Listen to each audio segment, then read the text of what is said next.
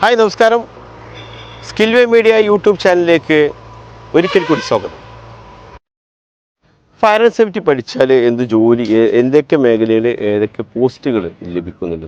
Construction മേഖലയിൽ safety supervisor, safety steward, safety engineer, അതുപോലെ safety checker. Industrial മേഖലയിലാണെങ്കിൽ തന്നെ നമുക്ക് safety shut down safety officers, shut down engineers, അതേമാതിരി fire and safety officers. Fire മേഖലയിലാണ് fire alarm officer, fire alarm technicians, firefighters, fire മാന്.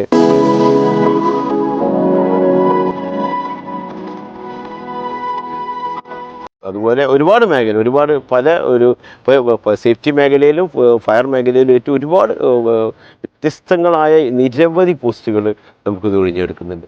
അപ്പോൾ അതിലെല്ലാം മേഖലയിൽ ജോലി ലഭിക്കാൻ നമുക്ക് +2 കഴിഞ്ഞ ഒരു വിദ്യാർത്ഥിക്ക് പഠിച്ച് ഇറങ്ങാൻ പറ്റുന്ന നല്ലൊരു കോഴ്സ് കൂടിയാണ്.